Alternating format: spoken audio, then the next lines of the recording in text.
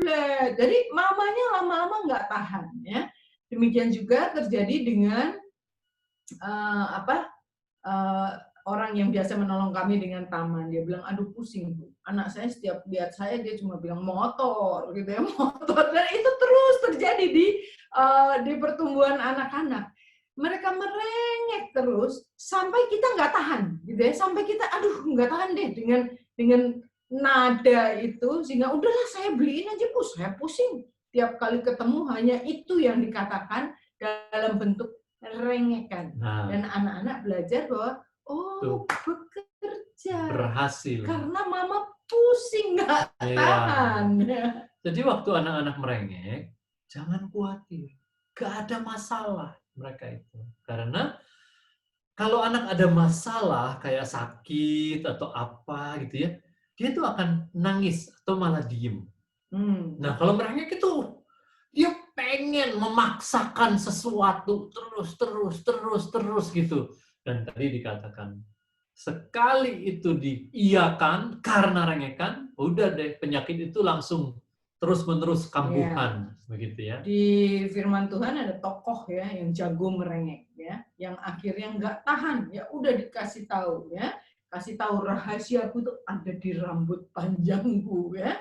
Delilah itu merengek, ayolah kamu nggak sayang aku. Jadi istri-istri jangan merengek sama suami ya, suami pusing ya direngekin. Sampai beberapa kali nggak benar, akhirnya udah ayo dan merengek itu betul-betul bisa berhasil, tetapi kita harus melihat itu sebagai satu bentuk komunikasi yang tidak bisa ditolerir dan tidak baik. Dan contoh itu tadi ya, Samson adalah itu betul-betul karena rengekan orang yang tadinya pahlawan iman begitu ya. Jadi melakukan hal yang tidak sesuai dengan kehendak Tuhan, jelas-jelas berkebalikan. Ya, itu bisa diceritakan juga kepada anak-anak begitu ya. Bagus tuh kalau ceritain itu bagus banget. Apa? Apa kuatnya? Apa sandiwara ya. Oke, nah sekarang memahami usia yang tepat ya soal rengekan itu ya, begitu. Ya, jadi untuk anak-anak yang masih kecil, kita bisa mengajarkan mereka untuk berkomunikasi. Mereka yang ngomongnya masih belum bisa panjang ya, anak-anak masih 3 tahun. Kita bisa mengajari mereka dengan bahasa isyarat ya. Jadi kalau anak-anak masih kecil yang duduk di high chair atau mereka minta snack terus merengek, menarik-narik, kita bisa ajarkan dengan isyarat.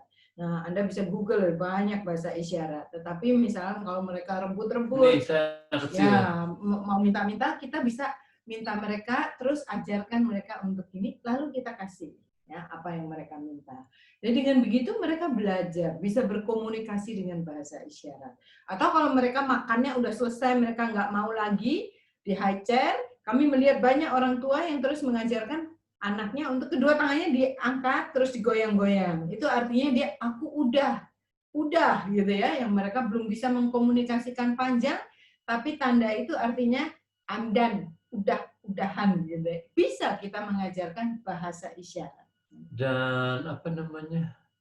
Hal ini bisa jadi kesaksian yang luar biasa. Di dalam situasi-situasi yang tidak mengenakan, waktu anak-anak bisa mengkomunikasikan keinginannya dengan cara yang baik, itu orang melihatnya, bisa gitu ya, begitu ya. Jadi hal yang sangat sederhana tapi efeknya besar sekali. Nah, misalnya adalah yang sering terjadi adalah kalau kita katakanlah di gereja atau di mana kita bersama anak, terus kita sedang ngobrol dengan teman kita, anak kita udah capek, dia mau pulang. Nah, itu ya, atau tarik-tarik, capek. Ayo. Nah, waktu kita ajari itu bahasa isyarat, itu jadi indah sekali. Bagaimana jadi bahasa isyarat untuk hal ini? Ya, jadi kalau mereka mau menyampaikan sesuatu dan mau bilang udah, kalau di gereja kita ngobrol dengan teman, kalau kita duduk, ajarin mereka untuk berdiri di samping kita dan dengan pegang bahu, pegang pundak ya, diam aja. Nah, karena kita udah ajarkan non-konflik, bagaimana berkomunikasi. Kalau kamu mau ngomong sama ayah, pegang aja bahunya, diam, tunggu aja. Nanti kalau ayah udah sampai koma ngobrolnya, pasti ayah akan bilang, oh sebentar ya, ke teman bicara kita, dan kita bisa nengok naik, kenapa?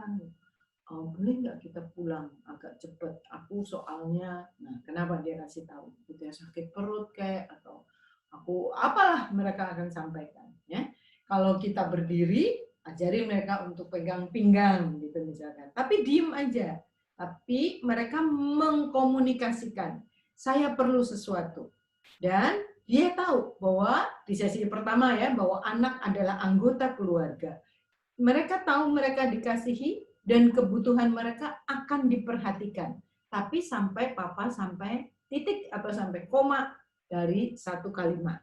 Sehingga anak-anak bisa kebutuhannya dipenuhi, mereka tahu dikasihi. Ada satu peserta di kelas Growing Kids God's Way yang menerapkan hal ini, dan temannya yang bertamu ke rumah sampai terheran-heran. Dia bilang, ih, bisa gitu ya? Oh iya, orang tua ini bilang, soalnya belajar, gitu ya. Jadi itu yang saya katakan tadi, bisa jadi satu kesaksian yang luar biasa, gitu ya. Dan buat anak-anak sebenarnya nggak sulit. Nggak sulit. Mereka melakukannya itu kelihatan dia gembira, pegang bahunya, terus dia sambil goyang-goyang kaki, ketawa-ketawa sama temennya, sama ini gitu ya. Karena dia tahu dia lagi di waiting room, lagi waiting list gitu ya. Belum di accept nih di Zoom-nya. Itu dia menanti. Iya, dan itu mengajarkan betul-betul itu seperti nanti waktu mereka jadi dewasa berhubungan dengan Tuhan seperti itu. Bukan, oh Tuhan, oh kenapa gini ya? Tapi berdiam diri dan menyatakan kepada Tuhan, ya, memegang itu, menyatakan kepada Tuhan, aku punya kebutuhan, aku bicara, dan itu indah sekali. Yang menyenangkan betul-betul melihat waktu anak-anak diajarkan hal ini, kelihatan buat mereka itu bukan sesuatu yang substitusi yang tidak menyenangkan. Mereka melakukannya sambil ketawa-ketawa ya, menunjukkan bahwa oh itu satu cara yang baik dan bisa dia berkomunikasi dengan menyenangkan gitu ya. Yang kedua, untuk anak-anak yang lebih besar, gimana kalau anak-anak lebih besar? Kita bisa instruksikan dengan jelas bahwa kalau merengek, no rengek, itu tidak ditolerir. Mama papa nggak mau kamu merengek, ya itu nggak baik. Nah terus gimana? Minta ajar dia untuk datang 5 menit. Kamu calm down dulu, cool down dulu, nanti 5 menit lagi balik. Supaya sesudah itu biasanya mereka apa yang keselnya itu udah agak berkurang, ya termometernya turun gitu ya, nggak usah pakai termogan tapi kelihatan dari ekspresi mukanya. Terus minta dia ulangi tadi mau bilang apa. Nah itu akan menolong mereka. Jadi ini sekali lagi mengajarkan sikap sejak mereka kecil, nanti dalam hubungan Tuhan, gitu ya. Untuk tenang, waktu meminta sesuatu itu tenang. Kalau emosinya terus nggak bisa nunggu, begitu ya, itu adalah nggak bisa beriman, ya. Jadi sampai ke sana nanti panjangnya. Ya, dan dalam gambar besar ya, waktu mereka bertumbuh jadi remaja, jadi orang muda, itu akan jadi terlihat anak-anak yang ini, anak-anak yang diajarkan hal ini, itu nggak gampang panikan. Ya. Kalau ada sesuatu, itu akan calm in heart, calm di tindakannya juga. Yang kami sebetulnya kita sebagai orang tua suka kita yang khawatir ya, tapi anak-anak yang menjadi dewasa muda, jadi remaja ini kita bisa melihat bahwa mereka bisa adem gitu kalau menghadapi kesulitan, mereka adem, tenang dulu. Jadi itu sangat menolong. Bukan hanya sekarang waktu mereka kecil, tapi ini dalam pembelajaran dan menumbuhkan mereka untuk merespon terhadap situasi bukan dengan reaktif dan panik, tapi betul-betul tenang dulu, terus mikir dalam tindakannya dan di dalam hatinya. Nah, yang berikutnya adalah mengenai ngamuk. Ngamuk. Nah, ya, itu merupakan salah satu hal yang enggak normal. Jangan pikir, ya anak-anak lah, emang begitulah. Itu emang sifatnya begitu dia. Terus banyak sekali orang yang bilang anaknya itu adalah strong-willed child. Itu bukan strong-willed gitu ya. Jadi saya sekarang beralih dulu, ada 2B ya. Jadi di isian Anda itu langsung ke saudara kandung, tapi sebetulnya ada isian lain dulu ya, ke 2B. Ya. Ya. Jadi mengenai mengamuk ini ada 2 jenisnya. Yang pertama dikatakan temper tantrum, temperamennya ya, ngamuk itu yang kita mau address. Yang kedua adalah frustration tantrum. Itu adalah karena frustrasi. Frustrasi karena apa? Karena motoriknya belum bisa melakukan sesuatu, roboh lagi, terus dia kesel, dibanting gitu ya. Itu bukan dia marah terhadap ini ya, tapi frustrasi karena dia belum bisa melakukan sesuatu. Nah, untuk frustration tantrum, kita hanya perlu mendampingi dan melatih dan kasih tahu, oh ini jatuh soalnya begini, coba lagi ya. Kalau di orang besar, frustration tantrum itu kita masing-masing punya sesuatu yang bikin kita frustrasi. Misalkan kalau kita dipotong ya, nyetir terus dipotong, nah kita kesel gitu ya. Nah, frustration tantrum itu ada orang yang ekspresikan dengan gitu ya. Itu karena frustrasi, tapi bukan temper tantrum, bukan mengamuk yang kita mau address, mau kita bahas ya. Nah, ada banyak orang tua beranggapan bahwa ini cuma masalah emosional begitu ya, nantinya akan hilang sendiri. Oh enggak, gitu ya. Nah, masalahnya mengamuk ini sering muncul karena orang tua menyerah. Oh, udah ngamuk ya udah deh, gitu ya. Udah nggak tahu harus berbuat apa, apalagi kalau di tempat umum. Nah loh, di gereja apalagi kalau papanya majelis, mate pon, gitu kan ya. Jadi wah udah nyerah begitu ya. Nah, waktu kita menyerah, itu menjadi pengukuhan bagi dia. Bahwa itu bisa. Tapi waktu kita justru melatih, itu adalah non-pengukuhan. Oh, nggak bisa. Nggak terima. Nggak, kita mengoreksi mereka. Maka sekarang kita lihat ringkasan dari halaman 363 sampai 366, ya, itu yang perlu dipahami bahwa ini bukan hal yang normal. Nggak boleh ya.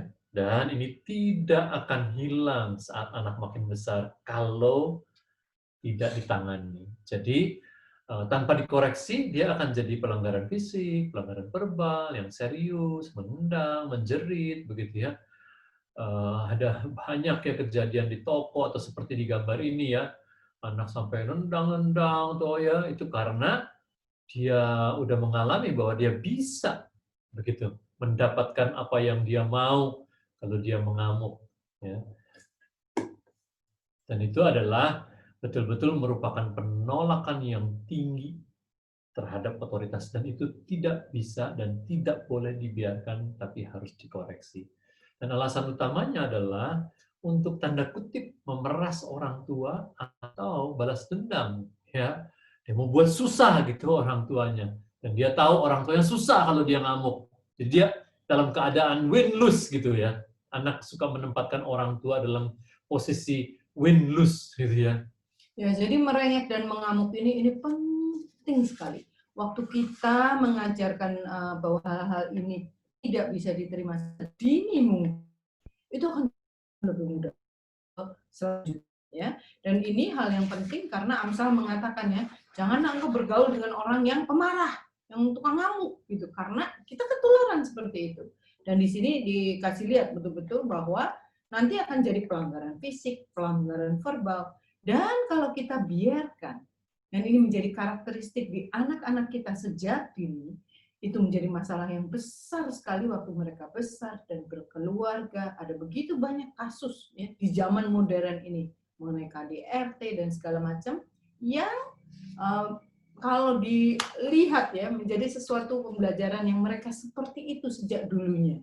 Dan itu seseorang yang suka melakukan pelanggaran fisik itu nggak akan hilang, nggak akan berubah karena udah menjadi karakteristiknya. Ya. Jadi perlu sekali untuk bisa ditangani sejak anak-anak masih kecil. Ya. Nah, kita lihat sekarang tindakan orang tua ya.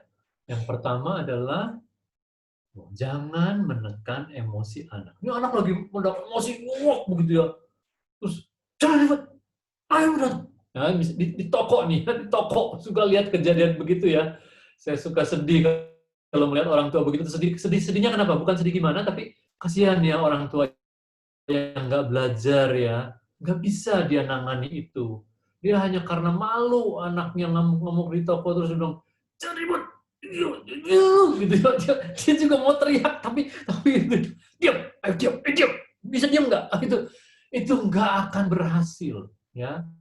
Ya. Tapi sebaliknya, tolong dia untuk mampu mengendalikan diri, dan hal ini udah harus dikasih tahu, dilatih waktu non-konflik time. Sehingga waktu konflik terjadi, waktu dia ngamuk, kita bisa melakukan apa yang sudah kita ajarkan. Jadi ajari alternatifnya apa, ya. Kalau Pak Rizal mengajar anak kami yang emosional, yang lebih ekspresif, kalau dia lagi ngamuk atau lagi emosional, adalah dengan hal-hal berikut, ya. Yang caranya untuk anak-anak yang masih kecil di bawah 3 tahun adalah isolasi, karena amukan akan menurun tanpa penonton. Nggak seru, ya. The show doesn't go on.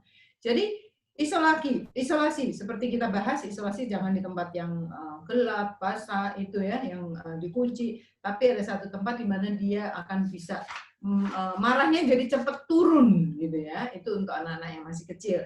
Untuk ya, anak yang jadi besar, saya mau bahas, jadi jangan di kamar mandi lembab, jangan di kamar yang gelap, dia jangan bisa dikunci. trauma, jangan di kamar yang dikunci, dia bisa trauma. Ya. Dan jadi kalau di mall, ya, misalnya seperti gambar ini gitu, ya, bukan di rumah, di mall. Nah, Anda bawa ke balik pilar, minta dia berdiri di situ, karena tanpa penonton. Terus Anda menjauh aja, tinggalkan. Jangan di situ terus dibujuk-bujuk begitu, ya. Ayo diam, enggak akan bekerja. Kamu di sini, diam di Mami sini. tunggu di sini. Iya. Kamu nanti kalau udah diam, boleh datang ke mami di situ, ya. Kelihatan kan mami di situ, ya. Kamu nangis dulu di sini, ya udah. Dia akan segera diam itu. Sama seperti kalau di rumah tadi dikatakan di kamar atau di ruangan tersendiri atau di apa, diisolasi begitu, ya. Ya, kalau lebih besar kita bisa menenangkan dengan membujuk, ya. Kalau nangis sesenggukan, Pak Rizal pernah kasih contoh, ya, bagaimana dengan tarik nafas itu sangat menolong untuk calm down. Jadi kalau orang ngamuk, orang emosional, itu betul-betul, kalau Anda lihat, ya, di YouTube polisi kalau nangkep orang yang emosional gitu, kan, dia tenang aja. Tenang, Pak. Ya.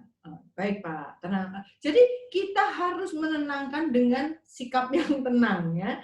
Nah, Anda bisa lihat di YouTube banyak. Kemarin saya lihat, aduh, anak lucu sekali. Tangannya kejepit pintu. Dia udah mau nangis, udah. Nah, ibunya bilang, take a deep breath. Take a deep breath. Jadi tarik nafas dalam itu sangat menenangkan. Anda bisa lihat juga kalau suster-suster menangani pasien yang trauma, ya, misalnya dia habis ada suatu kecelakaan terus ditolong diselamatkan. Biasanya orang-orang yang trauma kan suka panik dan suka merespon dengan sesuatu yang nggak biasa, dan perawat-perawat ini pasti akan bilang take a deep breath, tarik nafas, dan menarik nafas bersama-sama. Itu sangat menolong untuk anak-anak yang sudah lebih besar. Tarik nafas dalam bareng-bareng dengan mereka. Nah, jadi yang ini, metode begini, itu kita role play dulu waktu non-konflik.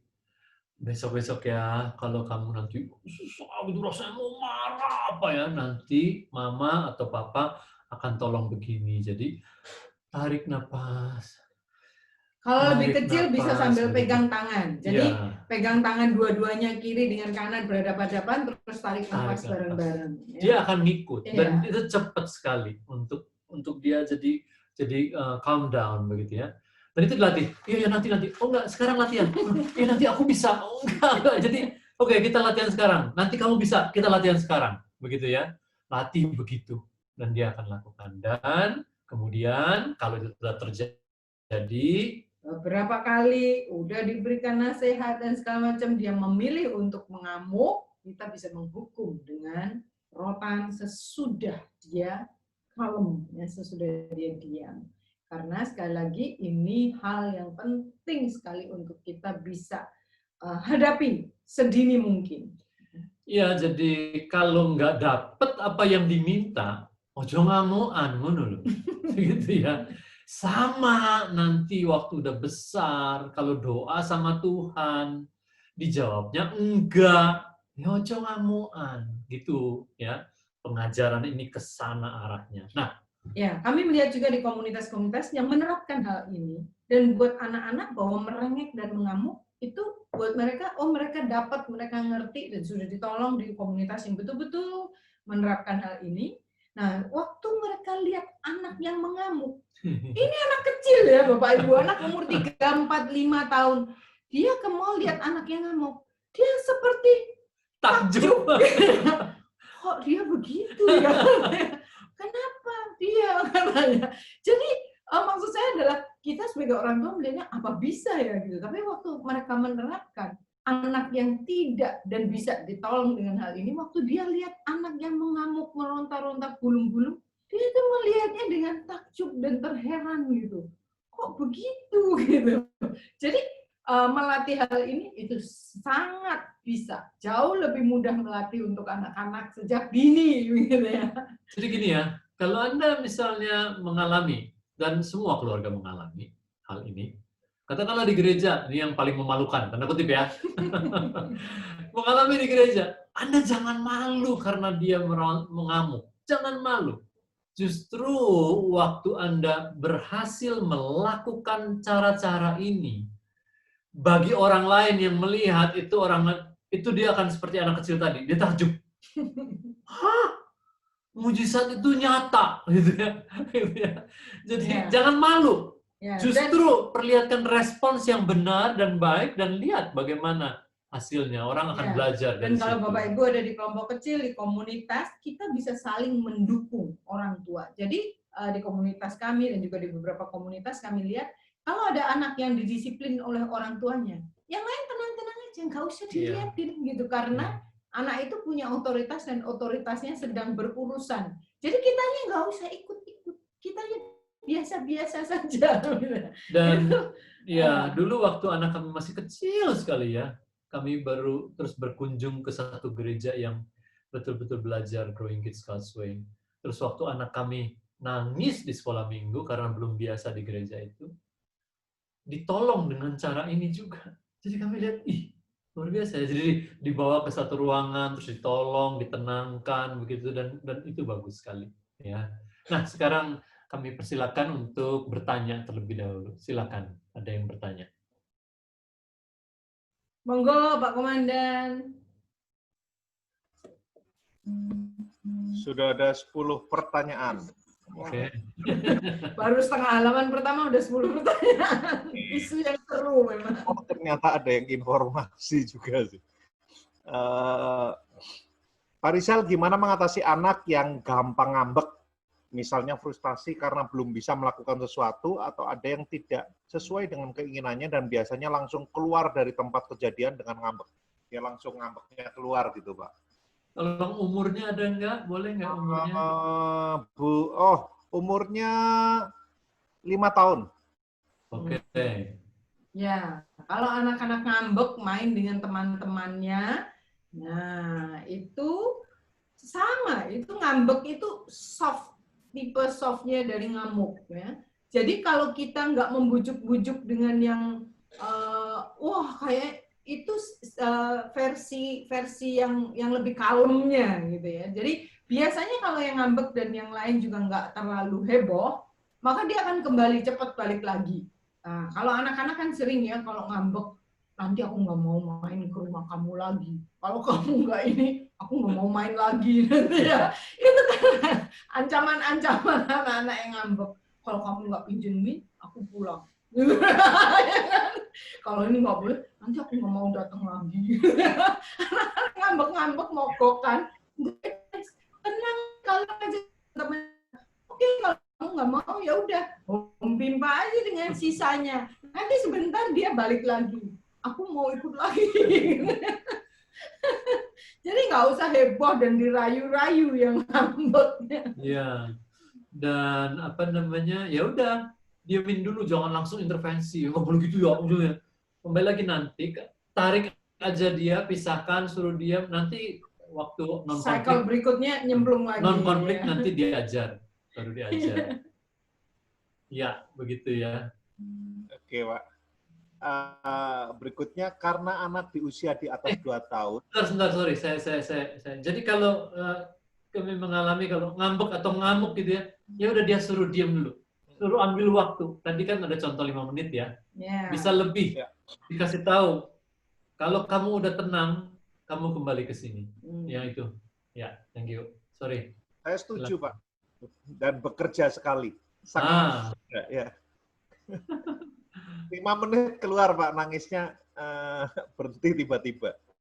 Iya, bagus. Kenapa anak di usia di atas 2 tahun jika sudah diam harus dirotan lagi? Karena kan kita mau mengajarkan bahwa ini betul-betul sesuatu yang nggak boleh jadi senjata mereka. Ya. Dan yang terpenting adalah ini kita nggak mau jadi karakteristik mereka. Itu. Jadi ini termasuk kalau Bapak Ibu masih ingat di chart yang bagian disiplin ya, if then chart atau door post. Kalau kami memilih hanya 3, yang pertama adalah yang pukul, gitu, yang hitting, gitu. Yang kedua adalah yang serinya begini, mengamuk. Itu sesuatu yang harus bisa menjadi karakteristik anak itu, gitu, kebawa terus, dan untuk undo itu susah karena udah jadi habit, jadi karakteristik. Jadi termasuk satu, dan komunikasi itu kita berkomunikasi dalam banyak hal. Kalau pola komunikasi kita seperti itu dan kebawa dalam pertumbuhannya, itu sulit sekali untuk kita bisa berbicara dewasa ke orang dewasa, gitu ya, pembicaraan yang bisa solution oriented, yang berorientasi pada penyelesaian. Karena yang satu hanya pakai emosi, ngambekan, ya, termasuk sampai hubungan dewasa.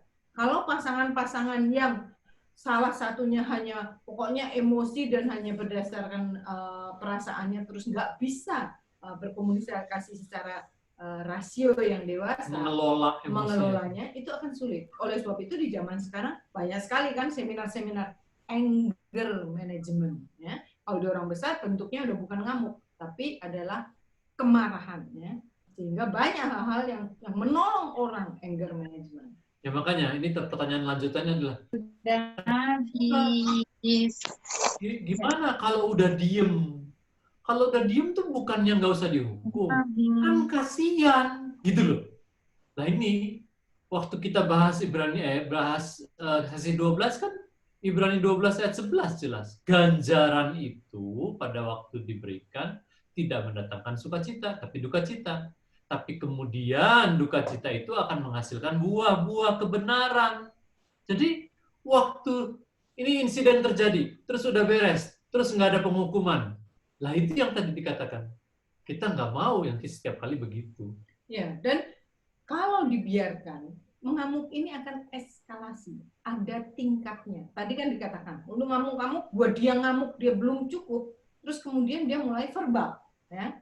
Kayak aku biarin, nanti aku nggak mau main sama kamu lagi. Lama-lama jadi fisik. Jadi itu ada peningkatannya.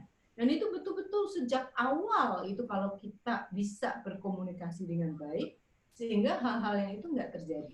Ya, saya kasih contoh juga ya. Misalnya begini, kesalahan yang lain jenisnya. Mencuri, kalau dia sudah kembalikan, ya nggak apa-apa. Berbohong, kalau dia sudah ngaku, ya jangan dihukum. Pakai kalimat pertanyaan tadi. Kan kasihan dong. Dia udah ngaku. Sama. Kan kasihan dong. Dia tadi ngamuk. Sekarang udah diem. Kok dihukum? Loh, justru kalau nggak dihukum, kasihan. Itu. Nggak bertobat dari hal-hal yang begitu. Karena ini hal yang sangat-sangat serius dan punya dampak jangka panjang. Ya. Anak kami ada yang kalau ngamuk dan kami nggak address langsung, itu meningkat. Meningkatnya jadi apa? Jadi banting-banting. Nah, Bapak Ibu melihat di banyak keluarga juga yang kalau ngamuk, nah itu piring melayang, ya kan? Yang sebenarnya nyesel barang-barang yang berharga terus jadi rusak. Karena apa? Karena tingkat emosi itu waktu udah umuk, ya udah 100 derajat, udah ini. Itu ada banyak yang kemudian kita sesali. Baik ucapan yang nggak bisa ditarik kembali, atau fisikal. Ya, kalau anak kami itu banting pintu. Jadi dia masuk ke kamarnya dengan banting pintu. Semplah pintunya Pak nanti. Gitu ya. Kami ajarin kemudian bagaimana alternatifnya apa. Ya, oke. Silakan, silakan. Pak Rizal dan Bu Rina, itu kalau kategori ngamuk yang sampai ngamuknya perlu disiplin, maksudnya perlu dihukum itu yang kayak apa ya? Maksudnya kadang-kadang kan misal nih kalau Benji mungkin dia nangis, tapi ketika ditenangkan terus tenang 5 menit dia keluar terus kita bicara, apakah itu termasuk yang ngamuknya perlu? Apakah itu termasuk ngamuk ya Pak? Menangis bukan. Ya, nangis itu bukan. Tadi kan kita bahas ya. Kalau dia ada masalah, dia nangis atau diam. Iya. Tapi kalau bukan ada Ngamuk itu masalah, bukan nangis. dia ada keinginan nih, bukan ada masalah. Ada keinginan. Dia pengen banget, dia ngerengek atau dia ngamuk. Itu dia. Yang gedruk-gedruk kalau bahasa Jogja. Apa itu gedruk-gedruk? Pokoknya udah. Ya. Ada emosi yang tinggi. Jadi bukan hanya menangis aja. Iya. Terima kasih. Ini menarik, Pak. Pak, Bu, bagaimana kalau kejadiannya ini ketika anaknya lagi frustasi, tantrum, mamanya juga ikutan frustasi terus nangis. Tolong usulnya. Wah, ini mamanya juga perlu disiplin.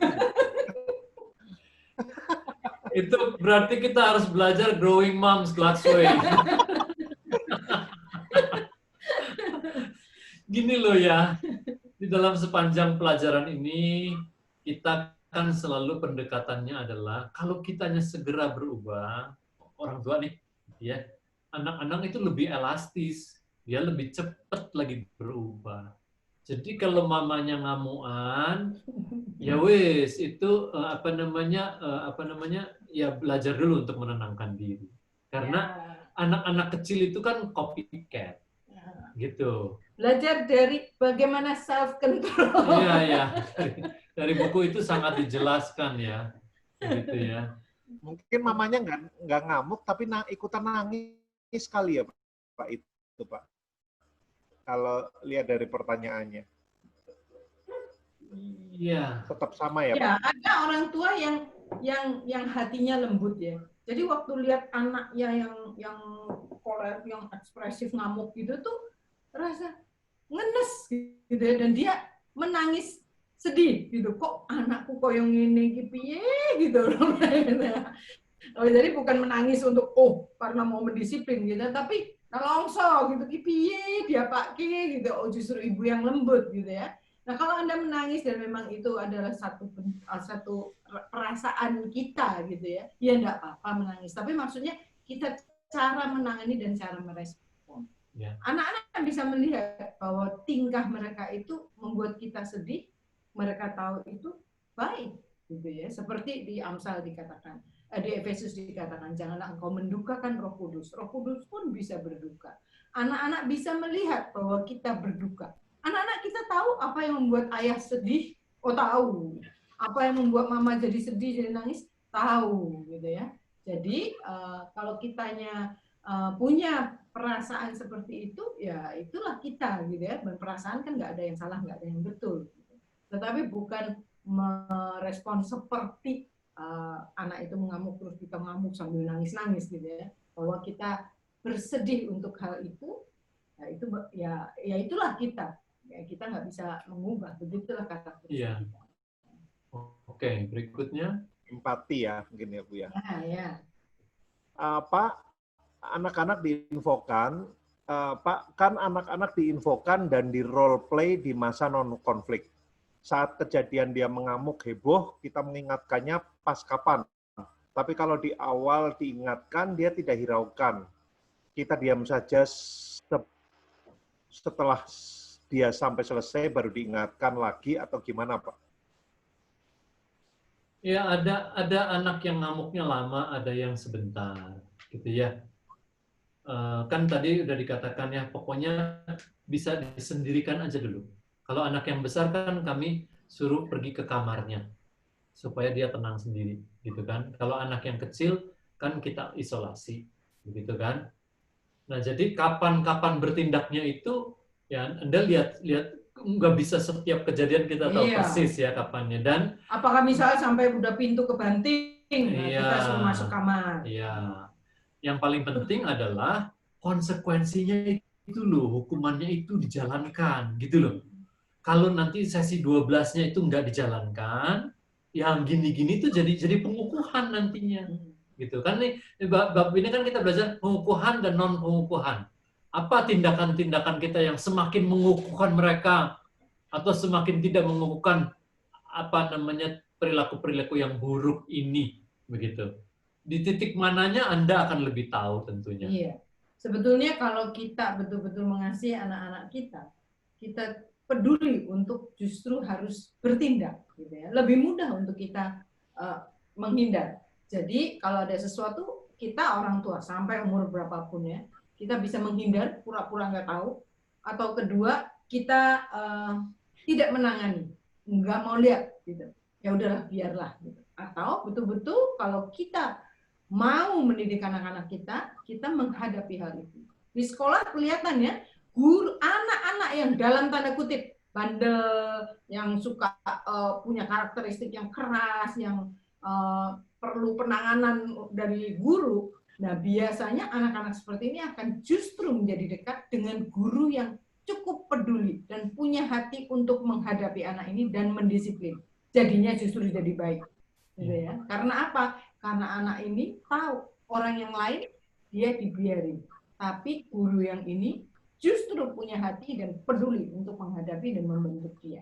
Dan biasanya mereka menjadi lebih dekat, ya, karena betul-betul punya hati.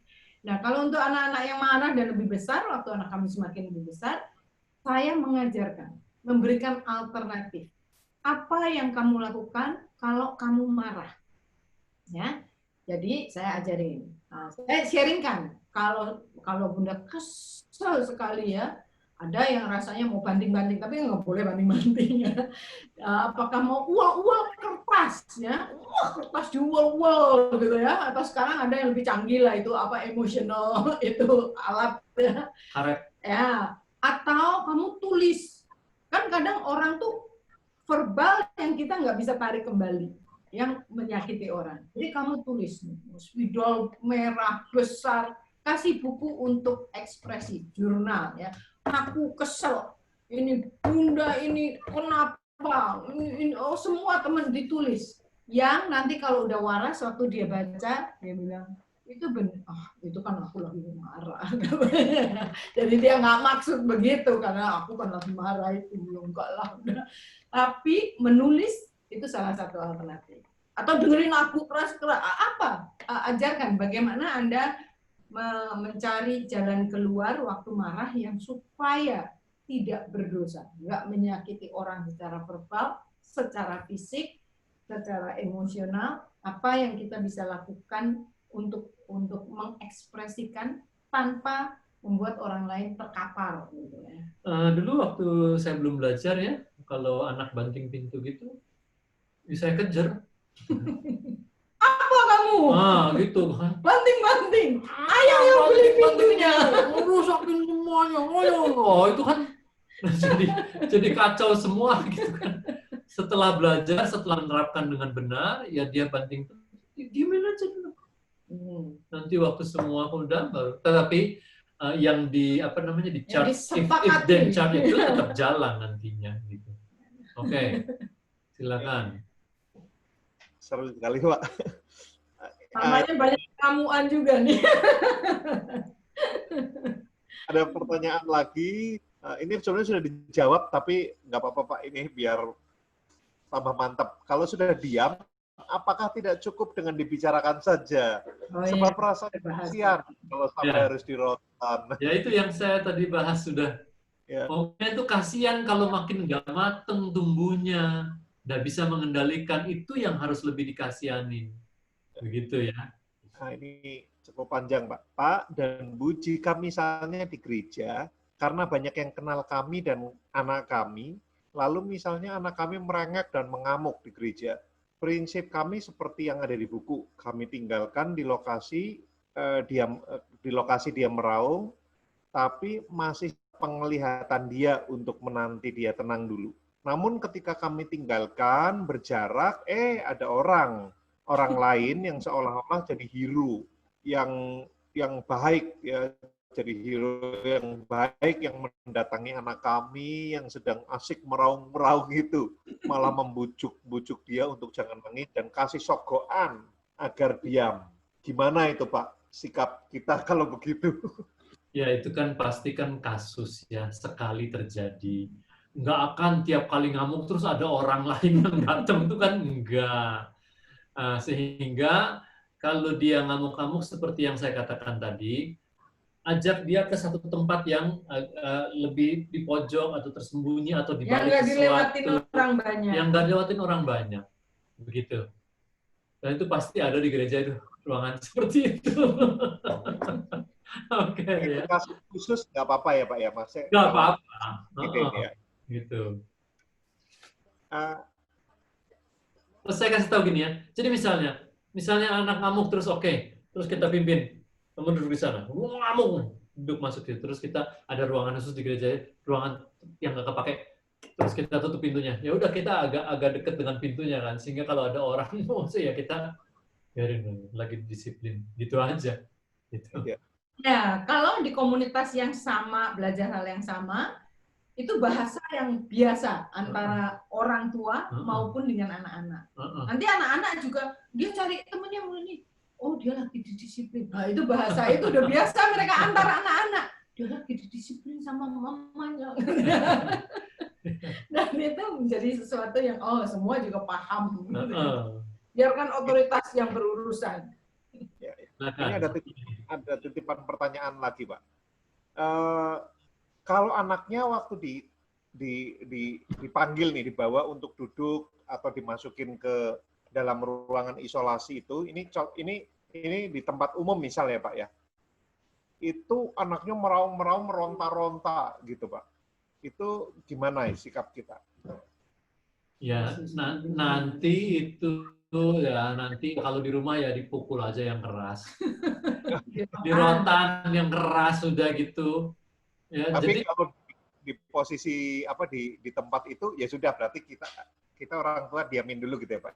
Iya, agak sembunyikan aja ke tempat yang nggak terlihat orang gitu. Tapi nanti ya dirotan yang keras. Jadi di rumah ya Pak ya. Rumah, iya. Bapak Ibu coba deh, kalau tanpa penonton tuh cepat sekali. Iya. Dan kalau ini kalau banyak kasus ya, banyak pertanyaan di hal ini ya. Bab 9, balik lagi. Nampaknya rotan itu harus rotan harus itu. Silakan yang rotannya mau jual rotan kemarin yang salah itu. Bentur. Oke, sekarang kami lanjutkan dulu ya. Balik lagi ya. Ya, terima kasih. Sekarang adalah mengenai persaingan saudara kandung. Isu lain ya, saudara kandung ada dua. Ada konflik, ada persaingan. Nah, kalau konflik itu jelas betul-betul konflik. Ada konflik, ada masalah yang jadi penyebab. Ya, misalnya adalah hubungan mereka sendiri, misalnya rebutan mainan, rebutan kursi, rebutan posisi duduk di mobil, macam-macam lah. Nah, itu adalah konflik betul-betul. Ada satu peristiwa tertentu ya.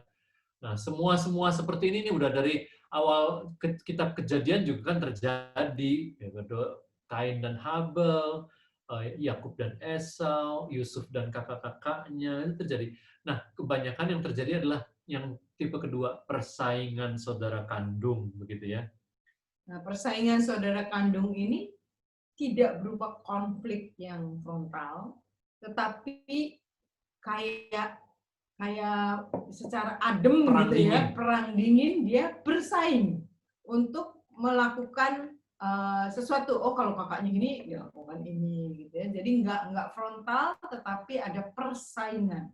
Dan persaingan ini biasanya lebih terjadi untuk anak-anak yang sama gendernya, jarak umur nggak jauh. Ya, kalau jarak umur jauh, dia otomatis dia nggak bersaing lah dengan adik yang jarak umurnya jauh atau gendernya berbeda, cewek cowok. Jadi kalau cewek atau cowok itu ada kompetitif, ada persaingan yang terjadi. Nah, hati-hati sekali karena di dalam kisah-kisah Alkitab, ya Yakub Esau itu memang orang tua ada favoritism yang cross. Dan di antara Yusuf dan kakak-kakaknya juga begitu, karena orang tuanya itu favoritkan. Dan kita sebagai manusia berdosa, kita orang tua punya kecenderungan itu juga. Misalnya, kita lebih senang dengan anak kita yang pintar, atau kita lebih senang dengan anak kita yang baik, yang adem begitu. Atau kita lebih senang dengan anak yang lebih cocok sama kita sifatnya, Sama-sama atau pecicilan. atau hobinya. Jadi itu perhatikan supaya jangan sampai seperti itu sehingga anak-anak merasa dia lebih disukai sama papa atau dia lebih disayang sama mama. Itulah yang menyebabkan terjadi persaingan antara saudara kandung begitu ya. Jadi penting sekali dalam menyelesaikan konflik saudara kandung. Kita sudah membicarakan ini berulang-ulang, jangan meminta kakak selalu mengalah ya, karena itu tidak mematangkan ya. Jadi jangan kakak sering bagi, harus kasih, harus bagi, harus apa, mengalah karena kamu kakak, tapi harus betul-betul secara objektif kita tanyakan yang waktu udah tenang begitu ya. Nah, kemudian kalau yang persaingan itu adalah yang tadi saya katakan ya, karena kita periksa dirilah selalu, ada favoritisme enggak, ada kita pilih atau enggak, ada kita memihak atau enggak, begitu. Ada yang dapat privilege enggak atau keistimewaan sehingga selalu lebih dekat dengan orang tua, begitu. Apakah duduknya ataukah apanya, acara-acara lebih sering ikut dan sebagainya ya. Jadi penting sekali untuk menerima anak-anak apa adanya. Karena setiap anak dengan jenis dan sifat dan fitur yang berbeda-beda, itu semuanya diberikan Tuhan kepada kita juga untuk melatih kita. Jadi bersyukur. Kalau orang tua sering cerita, ini adiknya beda banget sama kakaknya. Ya memang beda. Memang gitu dikasihnya supaya itu lengkap buat kita. Begitu ya. Ya, jadi kalau untuk persaingan ini, kami mendorong. Caranya gimana supaya nggak bersaing? Kami betul-betul menekankan dan mengangkat apa kelebihan dari masing-masing dari kita anggota keluarga. Nah, contohnya anak kami yang kedua itu jago mekanik ya, betul-betul ini. Kalau kakaknya tahu, kakaknya hebat di yang lain, misalnya akademis atau main piano, adiknya hebat di yang lain. Ada masing-masing kita itu punya kelebihan dan kita membutuhkan satu sama lain. Kayak di gereja lah ya, ada komisi-komisi, kita membutuhkan semuanya. Jadi kalau ada listrik copot, ada ini, dia udah tahu minta tolongnya sama siapa ya. Dan kami sering seperti komsel atau ada ini, mereka tahu oh kalau ini si ini yang bisa, oh ini si ini. Jadi kita itu adalah tim. Sekali lagi kitaisme di yang sesi-sesi sebelumnya itu akan membuat persaingan saudara kandung ini betul-betul dieliminir atau semakin berkurang karena mereka melihat kelebihan sibling atau kakak adiknya yang lain dan kelebihan orang tua atau ayah ibunya yang punya kelebihan yang berbeda-beda dan kalau kita bareng kita bisa melakukan sesuatu yang besar. Nah, konflik atau persaingan saudara kandung itu suka muncul dalam bentuk yang berikut ini. Ya, yaitu lapor, ya, mengadu. Ya. Mengadu itu anak-anak akan datang kepada kita terus biasanya bilang itu si ini belum ini ya. Belum mandi misalnya gitu ya. Ya. Misalnya, belum buat PR atau belum beresin mainan. Melaporkan apa yang saudaranya belum lakukan ya. Nah, kalau mereka datang dan mengadu dengan sikap seperti itu tadi, kita bisa kasih tahu untuk berusaha mengerjakan tugas sendiri. Jadi kita bisa tanya, nah kamu udah? Aku udah. Good, udah selesai. Dia belum ini, kamu udah belum? Udah. Jadi sekali lagi ya, sekarang kita mainkan ya, saya anak nih. Mami, masa lihat tuh si itu belum beresin mainan. Nah, mainan kamu di mana? Aku udah beresin. Oh bagus, kamu udah beresin. Udah. Udah bagus. Tapi dianya belum. Nah itu nanti biar mami yang urus. Kamu udah beresin? Udah. Nah, good. Udah selesai. Udah. Jadi lihat ya, kalau yang bertanya itu yang mengendalikan. Jadi kalau tapi dia nggak dijawab. Jawabnya kamu udah belum? Udah, ya udah gitu. Jadi waktu kita berkomunikasi kita yang bertanya itu kita lempar bola, dia harus nangkep. Kamu udah belum? Ya udah pergi. Tapi dia belum. Kamu udah belum? Gitu. Jadi itu tekniknya. Kalau gitu. anak-anak bertanya, melaporkan sesuatu, terus kita nih, oh iya, dia belum. Iya, Gimana belum. dia? Wah, tambah dia melaporkan tambahan-tambahan informasi. Dia mestinya dihukum sama mami, gitu ya. Jadi dia di mana sekarang? Udah. Ya, nah maka sekarang kita lihat yang pertama. Kita ajarkan anak-anak untuk menyelesaikan konflik sendiri, itu yang pertama. Ya, kalau mereka mengadu. Ya, nah kemarin waktu kita lihat doorpost itu kan ada Brother offended checklist. Brother offended checklist kan itu kita ajarkan mengenai hal itu, terus ada tahap-tahapnya sehingga sampai nanti waktu terjadi konflik antar mereka itu mereka akan lakukan sesuai dengan bagan itu yang seperti apa jadi. Ya, kalau antar mereka ada konflik yang brother offended checklist, Anda udah bahas, udah workbooknya, dan ditaruh di satu tempat, mereka akan bisa menuju tempat itu dan mereka akan cek, kita udah ini belum? Kita udah ini belum? Atau waktu posternya dipasang tuh. Ya. Nah, nomor 2. Yang kedua adalah kita membuat peraturan. Kasih tahu anak-anak, kita tidak menerima pengaduan. Kalau Bapak Ibu ke kantor-kantor kelurahan atau kantor ini kan ada satu tulisannya, kami tidak menerima pengaduan. Ya, ada konter pengaduan. Atau Anda ke bank tidak menerima pengaduan sesudah menerima uang dan meninggalkan konter. Ya. Anda sampaikan, kita nggak terima pengaduan, ya, pengaduan yang seperti itu tadi. Nomor 3. Kita menuntut anak untuk menunjukkan kebaikan melalui ucapan atau tindakan kepada saudaranya. Jadi kalau dia belum beresin, kamu bantuin nggak? Kamu ingetin nggak? Nah, itu adalah mengingatkan dia untuk melakukan kebaikan. Yang keempat, mengajari anak-anak bagaimana mengasihi dengan sikap rela berkorban. Seperti itu tadi. Kamu udah ingetin belum dia? Udah, tapi dia nggak mau. Kamu bantuin nggak? Ajakin bantuin. Susah. Ya, jadi itu menolong mereka untuk ngecek apakah mereka sudah melakukan tindakan untuk memberikan dorongan semangat, mengasihi, dan mau berkorban.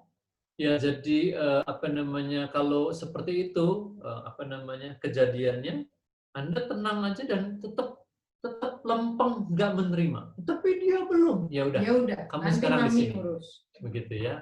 Nah, sekarang kita lihat aduan seperti apa yang dapat diterima, begitu ya. Dan nanti mana yang nggak diterima juga. Yang pertama, kalau mereka datang untuk persoalan-persoalan yang menyangkut kesehatan dan keamanan, misalkan dia lapor, ini main gunting, ini main korek api, atau dia pegang dia naik pisau atau silet, nah itu harus, atau palu, dia makan vitaminnya banyak ya. Vitamin C yang rasanya dia makan, dia suka misalnya, ambil lagi. Nah itu kita harus menerima pengaduan untuk keamanan dan kesehatan. Yang kedua, kalau mereka datang untuk keadilan, misalnya mereka dikeplak gitu ya, atau mereka diapakan gitu, aku udah ini gitu, nah itu boleh ya, karena mereka menuntut keadilan yang menyangkut dengan keamanan dan kesehatan. Yang ketiga, aduan yang dapat diterima adalah kalau mereka menunjukkan kepedulian untuk hal yang benar ya. Jadi Anda bisa lihat dari cara mereka menyampaikannya, bukan supaya dia dihukum, tapi dia tadi sayurnya nggak dimakan, Bun. Jadi nanti dia nggak akan bisa, nanti kalau dia nggak ini, nah itu mengadu, tetapi ada kepedulian, bukan karena supaya dia dihukum. Tapi kalau nanti dia nggak begini, nanti dia gimana? Nah itu adalah hal yang kita bisa terima. Jadi sekali lagi, lihat nadanya, lihat matanya biasanya. Lihat cara ngomong, ya. Kalau dia cara ngomongnya adalah nih seperti gambar ini, ya, nyata supaya kakaknya atau adiknya yang dihukum, itu kita nggak terima, ya. Oke, sekarang berikutnya adalah mengenai mencuri, ya. Nah, mencuri ini kalau di anak-anak biasanya bentuknya, katanya mencuri ya, tapi biasanya bentuknya bisa berupa main di rumah saudara atau di rumah kakak les, dia lihat ada pensil bagus atau apa, terus diambil bawa pulang ya. Jadi mencuri adalah pelanggaran yang punya tingkatan. Kalau dia ambil sesuatu yang harusnya enggak boleh di rumah, tentunya itu beda dengan ngambil barang yang sama tapi dari toko, ya, atau dari rumah orang, ya. Kalau main-main terus mereka suka dipegang terus bawa pulang, ya. Nah, mencuri di dalam lingkungan keluarga akan mempermalukan diri sendiri. Tetapi kalau mencuri di luar lingkungan keluarga itu mempermalukan keluarga, ya. Dan bagaimana menangani anak-anak yang mencuri? Ya, jadi kita juga bisa menjelaskan apa itu, ya. Misalnya dari dari Keluaran 20 ya. 10 perintah Allah ya. Bagaimana itu? Apa yang Tuhan penginkan itu kalau bukan punya kamu berarti kamu mencuri. Itu kita menjelaskan seperti gitu ya. Jadi kalau barang itu kebanyakan anak sih tahu ya. Kebanyakan anak tahu. Cuma kita juga bisa menjelaskan mengenai mencuri waktu. Nah, itu kalau kita terlambat ya, jadi dalam mengajarkan karakter tepat waktu, itu berarti kita mencuri waktu orang lain. Begitu ya. Itu yang kita nggak mau juga. Atau yang lebih parah lagi adalah mencuri nama baik. Itu mencuri nama baik adalah dengan caranya apa? Begitu ya. Itu adalah misalnya ngomongin orang di belakangnya yang kita nggak tahu betul atau iya, enggak. Ya. jadi kalau dia ngomongin begitu itu mencuri nama baik itu bukan. Bisa mencuri nama baik karena kita nggak tahu apakah itu betul atau enggak. Dan itu kalau udah begitu tuh nggak bisa dikembalikan, nggak bisa diganti rugi, begitu ya. Jadi itu yang kita ajarkan kepada anak-anak mengenai mencuri. Nah, berikutnya Ya, adalah kalau Bapak Ibu di dalam satu komunitas ya, terus ada teman main ke rumah kita, gitu. Terus anaknya pulang bawa mainan dipegang-pegang bawa pulang. Nah kalau ibunya menangani dengan nggak boleh dikembalikan, kita kalau memiliki nilai yang sama ya, kita jangan terus bilang, oh nggak apa-apa, bawa aja pulang, banyak kok, nggak apa-apa, udah. Jadi kalau oleh orang tuanya dia nggak boleh kembalikan, Anda terima, gitu ya. Dan demikian juga sebaliknya, supaya apa yang mau diajarkan itu kita meneguhkan sebagai komunitas. Jadi kan suka pulang bawa apa, nggak apa-apa kok, masih banyak, ambil aja gitu. Kalau anak itu sedang diajar oleh orang tuanya, oleh otoritasnya, kita menghormati. Lain hal kalau kita mau memberi itu beda. ya. Isu lain adalah misalnya berdusta ya. Ya, bohong ya. Apa yang harus dilakukan? Kita perlu mempertimbangkan yang pertama adalah motivasi. Kenapa anak kita berdusta? Dan perlu juga mempertimbangkan, sekali lagi ini sering kita bahas ya, facts, yaitu frekuensinya. Apakah ini kali pertama, terus kemudian usianya, karakteristik apakah ini sudah menjadi ciri-ciri dia, dan situasi atau konteksnya. Karena kalau dalam konteks tertentu kadang-kadang dia rasa, oh semua iya, terus dia mau ikut, aku juga udah, padahal dia belum. Misalkan ada tekanan, ada konteks-konteks seperti itu kita bisa melihat waktu kita mau membahas hal ini dengan anak-anak. Iya, yang terakhir adalah yang 9 ya, karena di situ ada kecepatan 3 permen ya di isian Anda. Nah, Romawi 7 dan 8 itu enggak ada, ya pemberontakan makro versus mikro enggak ada, jadi langsung ke adu kuat ya. Nah, adu kuat ini penting sekali kita bisa menangani dengan baik karena ada banyak sekali situasi yang sebetulnya kita nggak perlu langsung nyemplung ke situasi seperti ini. Ya. Jadi adu kuat ini akan berhasil kalau kita sebagai orang tua gagal untuk menerapkan otoritas dengan bijak. Artinya kita membiarkan diri kita nyemplung di situasi yang harus menang atas satu konflik yang kelihatannya kecil. Misalkan beresin mainan gitu ya untuk sesuatu yang dia harus membereskan. Terus kita tungguin ya. Padahal anak itu harus membereskan. Kasih ruang. Kalau dia nggak segera terus kita ya itu angkat. Nah, padahal itu menimbulkan konflik yang jadi adu kuat di mana pokoknya harusnya kita sebagai otoritas yang harus bisa menguasai hal ini gitu ya. Jadi kasih instruksi terus tinggalin. Gitu ya. Mami mau sebelum makan nanti udah beres mana. Terus tinggalin, nggak usah dipelototin, ditungguin gitu ya. Itu adalah situasi di mana kita adu kuat.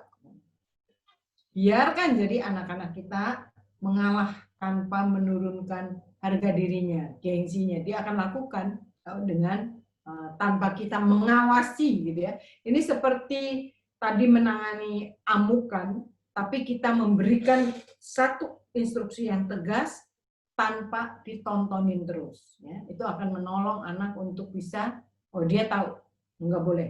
Terus udah kita tinggalin. Nggak usah diamat-amati terus.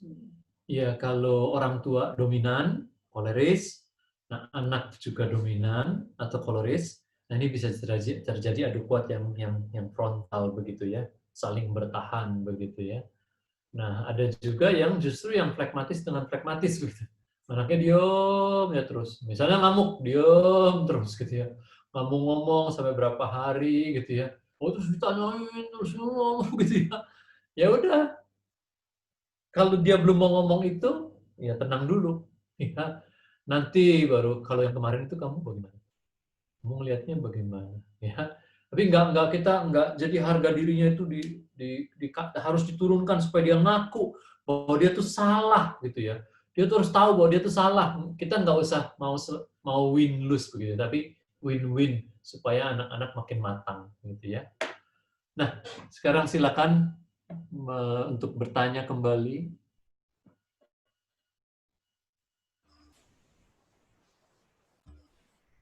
Ya, sudah ada, ada 2 pertanyaan. Pak Kris bisa minta tolong tadi pertanyaan yang sebelumnya apa ya? Soalnya tadi putus, chatnya hilang nih. Oh, oke. Ya. Sebentar.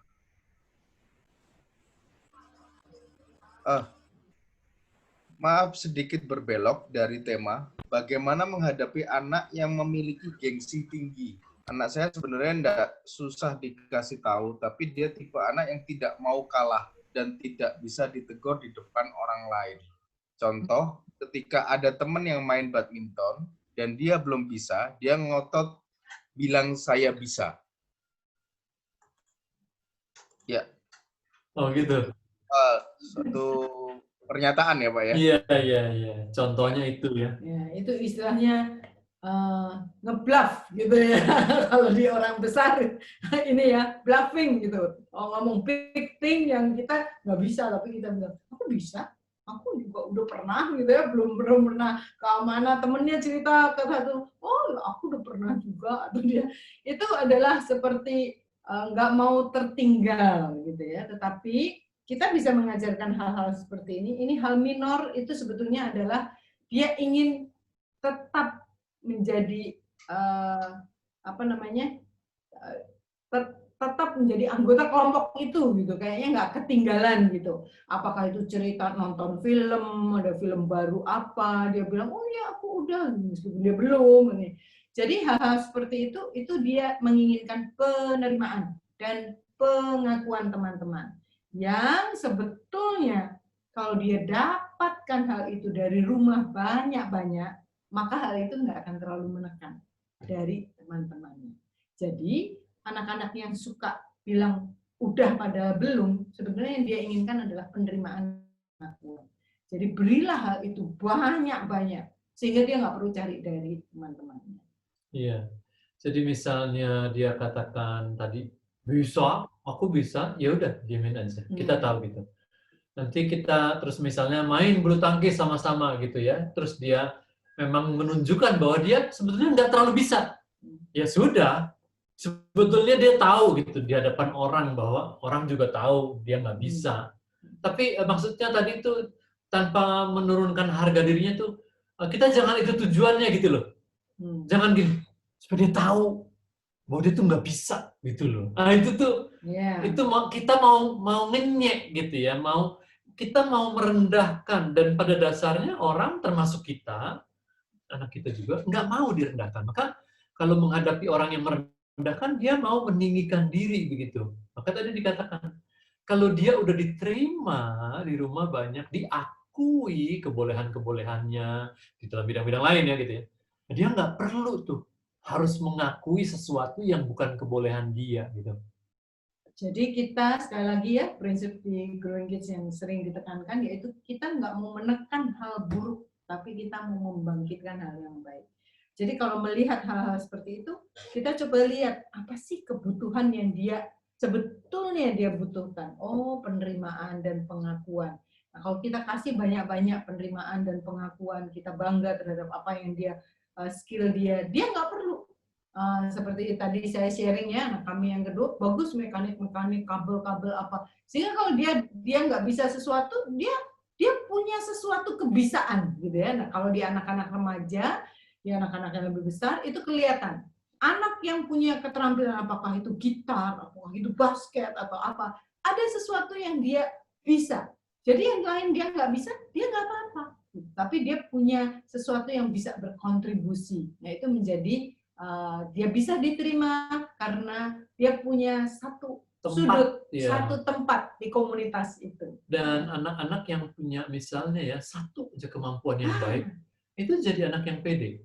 Temukanlah kebisaannya. Nah kalau tadi dikatakan anak saya pengen begini, kita mau dia percaya diri karena dia punya kemampuan. Tapi kita nggak mau dia jadi tinggi hati bahwa itu bukan kemampuan dia, terus dia ngaku-ngaku begitu kan? Maka kita perlengkapi dia bagusnya di apa ya? Nah di situ tuh. Temukan satu hal, ya. Kalau anak-anak sekarang ada apakah itu multimedia, ataukah itu main robot, ataukah dia mekanik atau apa saja. Tapi dengan demikian dia akan tahu bahwa dia punya kontribusi dan dia nggak perlu mencari hal yang lain. Ya, atau anak kami ya sejak kecil ya cowok ya kalau naik mobil di jalan terus dia tahu. Oh iya. Jalannya ke sana. Dia ke situ. Punya visual memory. Mapping dia bisa, dan sampai besar sekarang dia bisa jadi guide di banyak kota yang dia belum pernah begitu. Itu dari kecil dan kami betul-betul sekeluarga seperti tadi dikatakan. Oh iya. Dia belok kiri ke mana? Kalau tanya jalan sama dia dari kecil tuh. Oh sama dia gitu. Sama om-om juga. Jadi kalau mau pergi ke satu tempat mengambil sesuatu yang belum pernah, kami bilang, oh sama Radit aja. Aduh waktu itu masih umur kecil. Si om-om atau saudara kita, oh, bawa aja Radit, dia tahu ke sana. Wah, anak kecil ya, disuruh ikut om untuk kasih tahu jalan. Wah, itu sesuatu banget. Sesuatu buat dia. Oke, Pak. Selanjutnya. Ya. Kalau mengamuk karena frustasi, contoh saat sedang belajar piano atau main-mainan yang disusun dan runtuh, lalu menangis kencang. Ini bukan termasuk yang perlu dirotan kan ya? Ya, kalau frustasi karena skill, kita perlu perlengkapi. Dan sekali lagi, setiap orang kita punya kesel frustrasi yang beda-beda. Jadi Bapak Ibu boleh lihat deh, kita frustasi kalau apa gitu ya. Dan kalau frustasi, nggak usah dihukum. Tapi kita memfasilitasi. Tentunya kita bisa menolong. Gimana dia menyalurkan emosinya kalau frustrasi. Ya.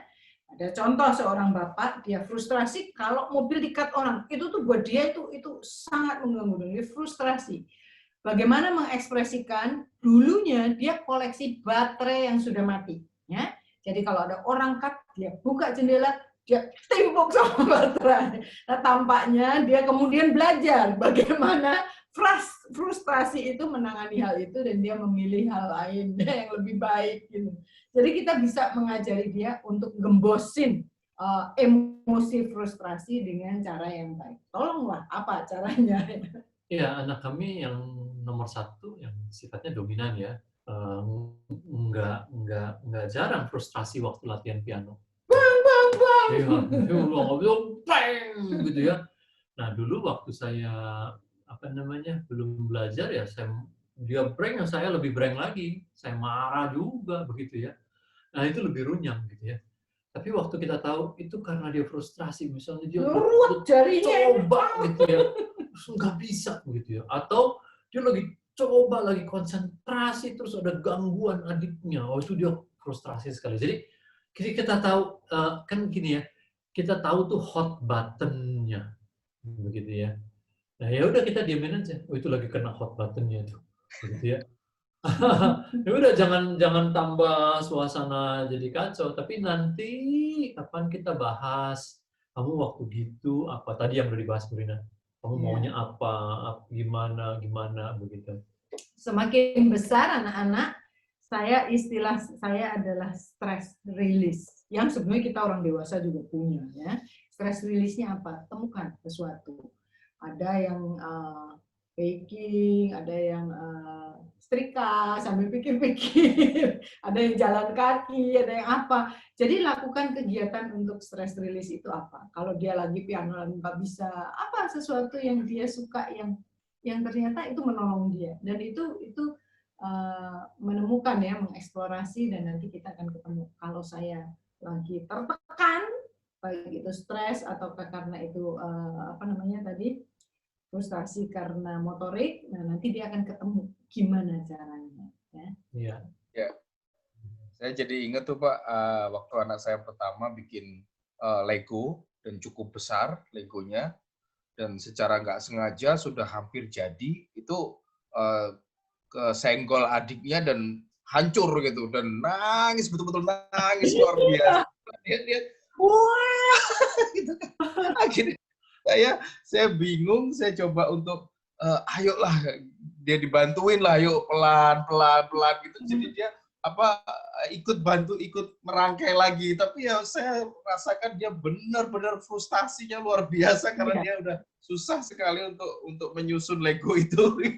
Betul sekali. Berempati. Iya, dan jadi kita tolong caranya apa? Jadi waktu dia ngamuk karena itu kita ngerti, jangan dimarahin. Jangan dimarahin. Itu kan ibaratnya ya, kita punya proyek di bisnis ya. Kita udah nata, udah siapin, udah terus tiba-tiba dihancurin orang gitu. Waduh, pasti kita frustrasi begitu. Bagus itu, bagus. Jadi bantu dia menata kembali, buat lagi gitu, bagus. Oke, pertanyaan selanjutnya Pak. Anak kami perempuan usia jalan 12, model marahnya diam saja. Ditegur atau ditanya jawabannya selalu iya atau enggak apa-apa. Tapi kami sebenarnya tahu bahwa kalau dia tidak sepenuhnya tidak apa-apa. Bagaimana cara menyikapinya? Apakah diam saja atau bagaimana? Apakah kami harus percaya jawabannya atau menginterogasi? Iya. Memang lebih gampang yang outgoing sih. Kalau orang yang outgoing terus ngamuk gitu ya, itu lebih kelihatan. Tapi kalau yang gini lebih susah. Ini tipe pura-pura, mendelep. Makin diketok-ketok, makin nggak akan keluar. Jadi jangan diketok-ketok, dia nggak akan keluar. Yang jelas adalah jangan diinterogasi. Ya, nggak akan bunyi. Karena interogasi itu untuk penjahat. Dan dia bukan penjahat. Jadi gimana? Oke. Ya, jadi tunggulah gitu ya. Anak-anak, dan itu adalah yang kita bahas ya, dunia privat, dunia publik, dunia personal. Itu kita nggak akan bisa masuk tanpa dia membuka. Jadi tunggulah sampai dia bisa mengelola. Dan orang-orang yang lebih diam biasanya dia perlu waktu yang lebih lama. Nanti kalau dia sudah bisa mengelola, baru sesudah dia muncul gitu ya, kita boleh tanya. Perlu waktu lebih lama? Iya. Kami punya teman pasangan suami istri ya, yang kalau ada masalah makin ditanya makin diem. Tambah ditanya ditungguin, mau tunggunya berapa lama juga tetap nggak ngomong ya. Jadi kasihlah waktu. Nanti sesudah dia nyaman terus dia mulai bunyi, ya itu waktu yang tepat. Memang perlu kesabaran. Dan di waktu-waktu lain ya yang non konflik, kita ngobrol sama dia. Terus waktu dia lagi ngobrol enak, terus kita bilang, aduh papi seneng banget. Papi seneng banget kalau ngobrol sama kamu. Dan kalau kamu kasih tahu yang gini, itu seneng sekali. Begitu ya. Nah, terus boleh tanya berikutnya, kalau kamu lagi, ingat nggak ya waktu itu kamu diam terus berapa hari? Itu apa? Gimana? Kamu bisa jelasin nggak hati kamu? Karena apa? Umur 12 ya. Karena papi mami juga nggak tahu loh mau ngapain. Nggak blank, bener-bener. Tapi papi mami mau tolong kamu. Nah, sebetulnya waktu kamu ngalamin gitu, kamu lebih pengen tuh papi mami gimana? Bantuin nggak? Sama kamu tuh gimana? Nah, ini dialog yang menarik begitu. Yang nanti sebetulnya akan dibahas di kelas berikutnya. Karena ini umur 12. Gitu ya. Iya. Begitu pertanyaannya. Sabar, bulan Agustus ya Bulan kita Agustus. ketemu. Merdeka Agustus nanti. Oke, Pak. Ya. Selanjutnya, anaknya umur 2 tahun nih, Pak. Dia merengek sampai nangis terisak-isak. Itu juga perlu diikutin dulu nggak ya sampai tenang? Soalnya kalau ditemanin aja, nggak mau tenang sampai 15 menit juga masih nangis terisak-isak. Ya, bagaimana? Ya, tarik nafas bareng itu sangat menolong untuk cool down ya. Karena kalau anak masih kecil dan kita biarin, ada tipe yang tahan gitu ya. Yang ini nanti terus tangannya bisa kaku kan. Ada kan anak-anak yang kalau nangis terus karena Saking saking gemesnya ininya gitu ya, terus sampai harus kasih air hangat apa. Jadi kalau yang masih kecil kita harus menolong. Jadi ada jangka waktu yang kita nggak bisa biarin aja lah mau nangis berapa lama. Dan kalau nangis yang karena emosi ya, itu bisa sampai ya itu tadi kaku gitu. Tapi betul-betul nangisnya nangis emosi yang kita tolong dengan tarik nafas itu. Kalau anaknya tipenya yang kalau umur 2 tahun ya, tipenya yang dipangku, dipeluk itu menolong dia untuk bisa calm down. Peluk, tepuk-tepuk, sayang gitu, itu menolong. Tapi jangan dibiarin. Kalau tipenya yang lama, yang kesel lama-lama. Kecuali kalau yang nangis awet. Kalau yang nangis awet boleh didiemin. Artinya nangis awet kalau mami masuk, cuma suara doang gitu. Nangis bikin-bikin, nah itu boleh dibiarin lama-lama. Iya. Kalau kita dia udah nggak nangis, tapi kalau kita terus buat-buat gitu, misalnya ya biarin kan aja. Kita isolasi, misalnya taruh di kamar. Sebetulnya dia diem sih udah. Tapi kalau kita ngintip dari pintu, gitu. Nah itu adalah itu jenis drakor itu. Gitu. Ada bakat. itu dibiarin kayak gitu. Tapi kalau yang ada emosinya kita harus tolong untuk dia calm down. Oke, Pak. Ngelanjutin yang tadi, Pak. Ini sharing dari Pak Podi. Anak kami umur 5 lagi ngamuk. Kami recite ayat-ayat yang sudah dihafalin seperti John 10 ayat 10. The enemy come to steal, kill, and destroy. Dan nih 8:10, the joy of the Lord is my strength.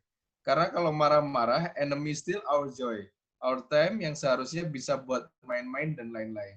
Biasanya dia bisa tenang, walaupun masih terisak-isak. Terus kita doa dan akhirnya tetap di rotan. 2 kali terakhir dia ngamuk cara ini, dan udah lama nggak ngamuk. Semoga ini cara yang benar ya, Pak. Iya.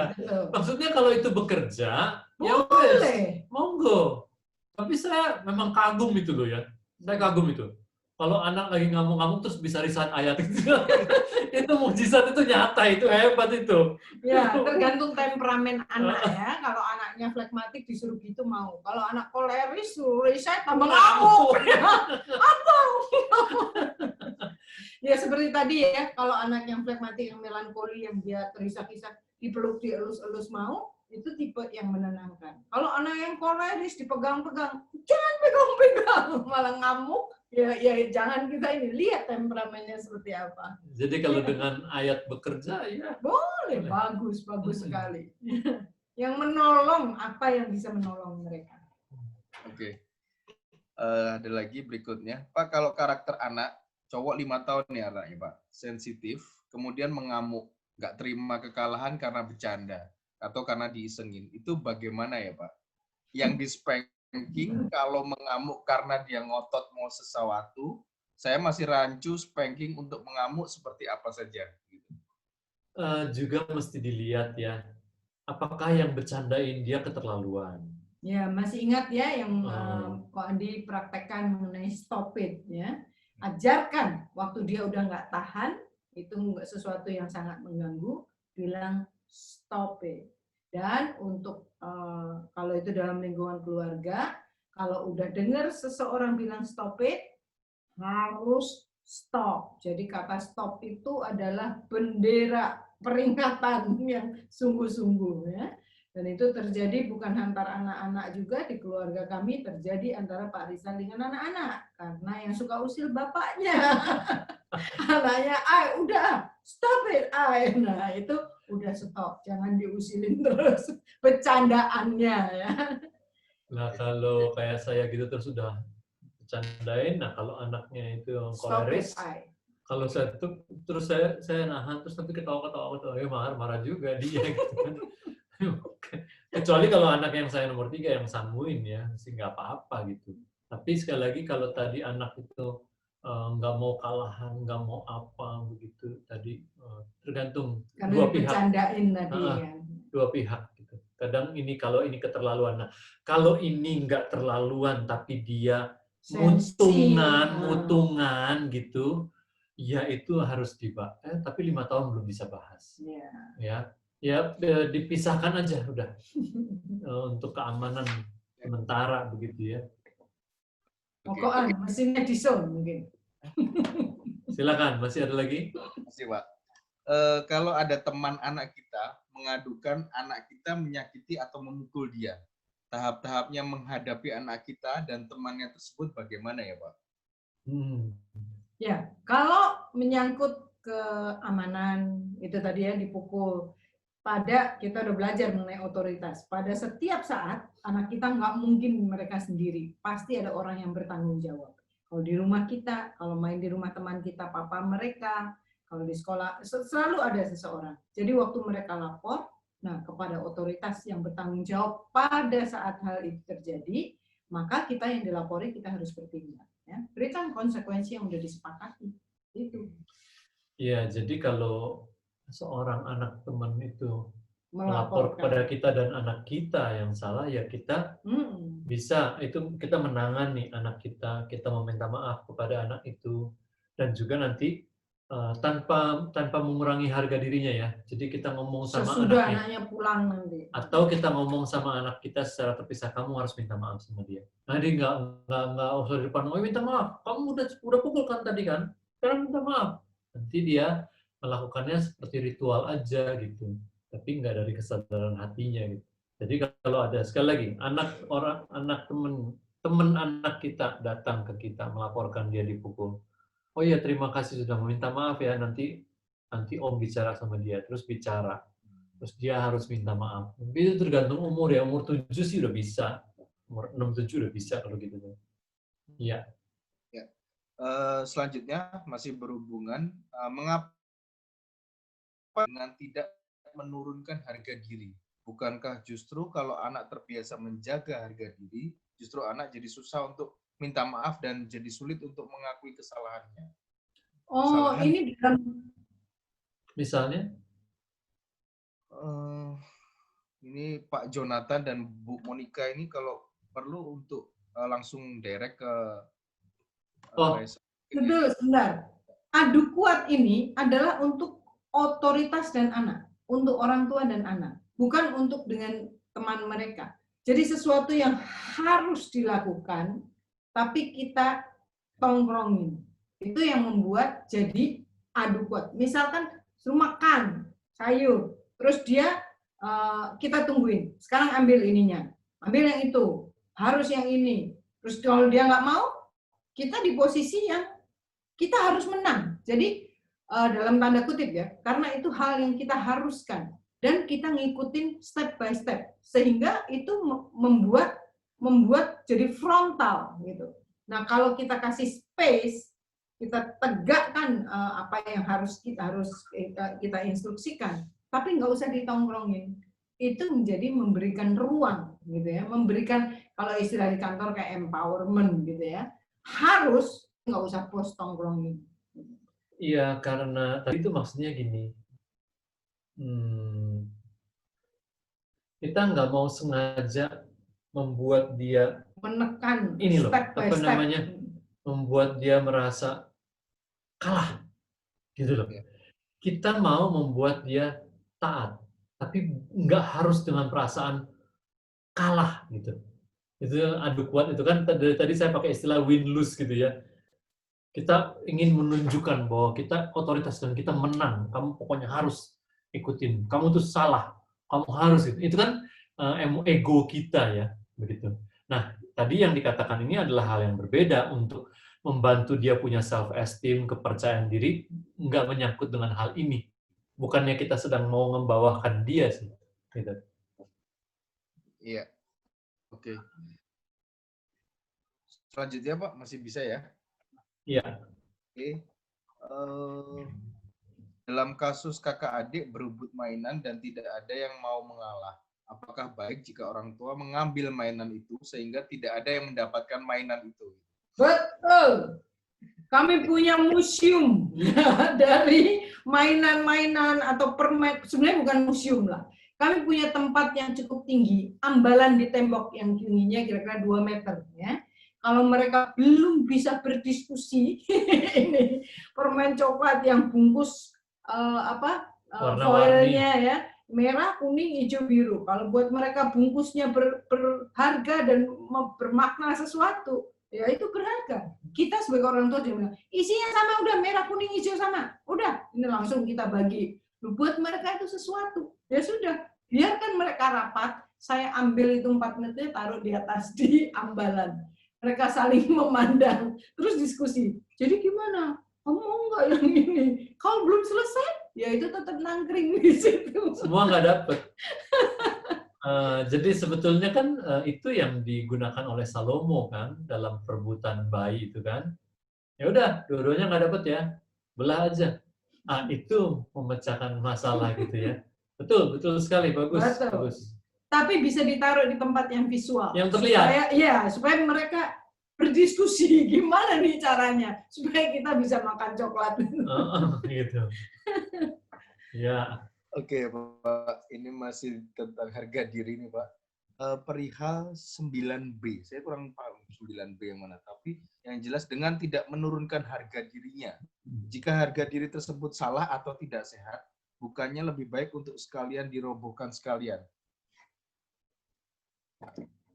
Oh. Ini harga diri bukan dalam konteks ini. Ini konteks adu kuat itu adalah ditongkrongin. Sesuatu yang kita kasih instruksi dan harus betul-betul step by step kita mereka harus ngikutin cara kita, gitu. Itu maksudnya. Ini bukan harga diri yang nggak nganggep atau merendahkan, itu bukan. Tapi adu kuat yang harus ngikutin cara-cara kita, gitu lah. Kasih ruang, kasih space untuk mereka bisa mentaati dengan keleluasaan. Ya, itu di halaman 368. Itu jelas sekali kalimat-kalimat situ. Jadi saya bacakan dari 368-nya, menyerah tanpa menurunkan harga dirinya. Anak-anak seharusnya diberi kebebasan untuk menyerah tanpa menurunkan harga dirinya. Marilah kita kembali kepada kasus Rian dengan alat pemanas gas untuk menunjukkan kebenaran pengertian ini. Anak akan sering menentang orang tua apabila orang tua memilih untuk membuat anak menyerah dengan cara yang keterlaluan bagi anak. Jadi memperbudak gitulah, gitu. Harus pokoknya cara ini, ngikutin cara ini, begitu ya. Lepas, Mami bilang lepas sekarang, lepas. Ya, itu membuat anak, gitu ya. Padahal bukan soal lepas itu poinnya yang mau dituju. Nah, artinya anak akan bertahan dengan perilakunya yang salah jika orang tua tidak memberinya kesempatan untuk menyerah tanpa menurunkan harga dirinya. Nah, apabila ibu berada di dekat Rian, kehadiran ibu justru membuat Rian sulit untuk tunduk pada otoritas ibunya. Seandainya bisa dikatakan tidak mungkin. Seandainya ibu meninggalkan Rian setelah memberi peringatan verbal dan pukulan sebanyak 2 kali tangannya, ya, kemungkinan besar Rian sendiri akan meninggalkan alat pemanas itu. Karena udah nggak ditong di istilah itu. Ya. Kehadiran ibu nongkrongin tadi memperpanjang konflik. Itu maksud halaman 8. Baik, Pak. Masih berhubungan dengan di buku, Pak, halaman 494 tentang berdusta.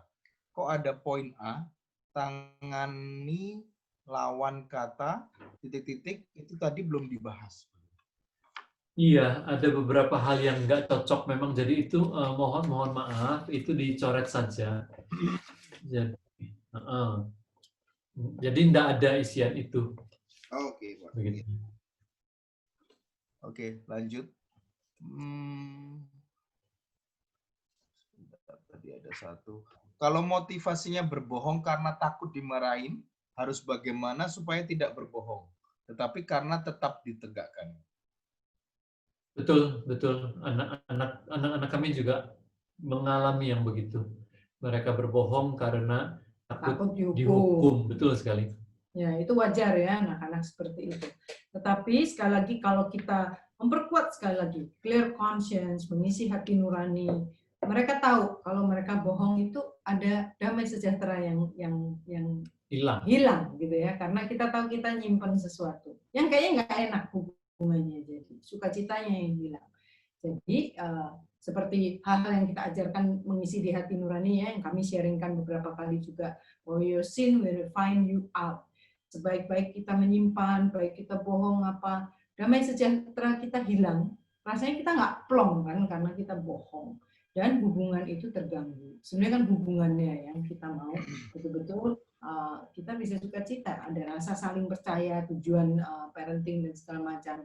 Jadi betul-betul waktu kita mengisi hati nurani dan hal itu ada di hati mereka, mereka ada waktu-waktu mereka bohong, tapi kemudian entah kapan ya, kemudian mereka akan terdorong kalau nilai-nilai itu kita tanam, akan kemudian mereka bilang, aku waktu itu begini, ya. Dan kalau mereka udah mengakui, puji mereka, bilang, mami senang sekali kamu bilang.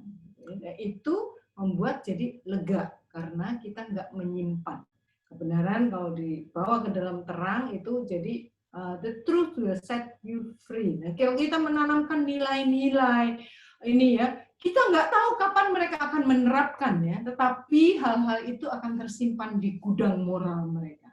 Dan Roh Kudus akan memberikan dorongan untuk mengakui hal-hal yang mereka lakukan yang nggak baik gitu ya. Sebetulnya aku waktu itu bohong. Nah, kalau hal itu terjadi, rekonsiliasi terjadi dan kita meneguhkan, sehingga mereka nggak merasa bahwa, dan mereka mengalami ya sesudah mereka kasih tahu jadi enak hubungan mereka, perasaan mereka, sukacita mereka jadi kembali lagi. Itu adalah pengalaman iman yang melihat bagaimana kebenaran firman Tuhan. Kalau diterapkan, iya loh, aduh, lift up the burden, semuanya jadi enak gitu ya. Ada, ya, kalau di orang dewasa ada pemulihan, ada ini, itu yang kelegaan yang luar biasa yang mereka akan dapatkan. Oke. Masih bisa lagi, Pak Riza? Ya. Karena masih ada beberapa pertanyaan lagi. Oke. Ya.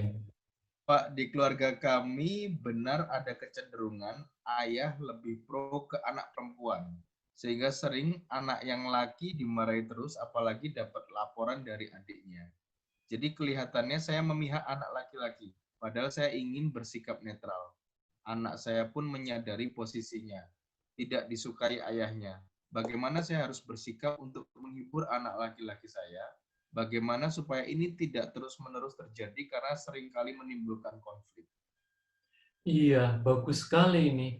Waktu seorang ibu menyadari keadaan itu, dan anak itu pasti tahu kok keadaan gitu ya. Nah, cuma justru jalan keluarnya nggak bisa dari si ibu, jalan keluarnya dari bapak, begitu ya. Bahwa bapak yang memang si anak cowok ini merasa dia tidak disukai atau lebih tidak disukai daripada kakaknya, kan membandingkan kalau persaingan gitu kan ya.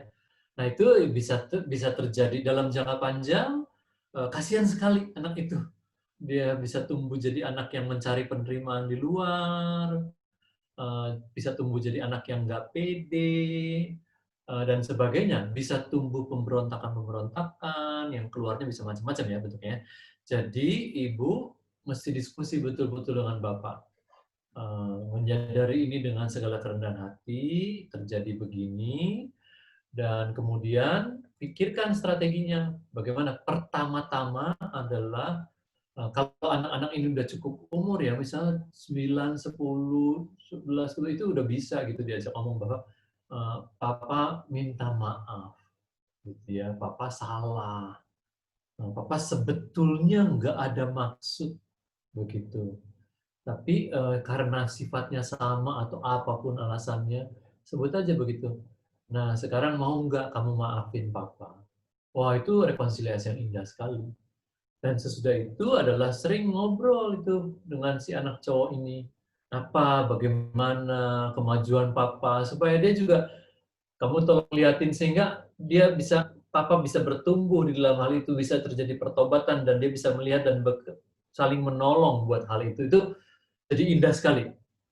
Iya. Setiap anak-anak kita punya kedekatan yang beda-beda, kombinasi temperamen gitu ya. Ada yang kita lebih klop, ada eh, ada latar belakang waktu anak itu lahir dengan situasi kita dan macam-macam lah gitu ya. Waktu kita menerima anak itu sebagai anggota keluarga, ada pengalaman-pengalaman, ada situasi-situasi.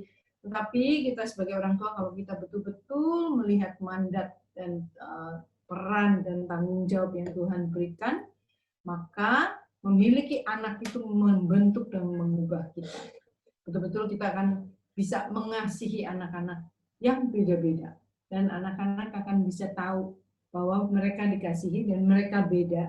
Dan bahwa kita betul-betul mau berkorban untuk mereka. Iya. Jadi kalau melakukan hal-hal yang ekstremal untuk anak-anak seperti ini. Iya, tapi memang dengan pertanyaan ini saya minta perhatian untuk betul-betul tolong, karena di Alkitab udah diceritakan beberapa kejadian yang akibatnya panjang sekali ya, berketurunan-keturunan. Jadi segeralah bisa menyusun strategi untuk memperbaiki itu, dan anak-anak itu perlu sekali approval dari seorang ayah betul-betul ya. Jadi bisa tolong melakukan itu. Nah, sekarang kami tutup dulu dengan prinsip kunci dan PR, tapi nanti kalau ada yang masih mau meneruskan dengan pertanyaan-pertanyaan itu, silakan. Yang lain ya. bisa leave. Tapi begitu ya, yang lain nanti bisa, kalau udah ada keperluan lain silakan. Jadi kami tutup dulu dengan yang terakhir, yaitu prinsip kunci. Melatih anak untuk menahan ucapan mereka yang tidak baik adalah salah satu bidang pendidikan yang terlewatkan orang tua. Jadi dari sekian banyak isu ya disiplin di bab 15, ya hanya salah satu yang bisa dibahas ini. Karena ini isunya berbeda-beda. Ya, gitu ya. isunya banyak. Dan juga di PR, hanya salah satu yang bisa di PR-kan itu ya. Jadi PR-nya adalah persiapkan sebuah contoh bagaimana Anda mampu mendorong anak-anak Anda untuk merasa senang ketika sesuatu yang menyenangkan terjadi pada salah satu saudara kandung mereka. Itu tuh, ikut seneng sama saudara kandung, mendoakan, bersyukur, itu yang mau kita dorong di dalam diri anak-anak ya. Jadi kita tutup dulu dengan doa, dan nanti silakan masih ada yang mau teruskan pertanyaan itu. Mari kita berdoa. Tuhan Allah Bapa, kami datang kepadamu berterima kasih, kami boleh belajar lagi. Kami tahu bahwa walaupun kami udah belajar, ada banyak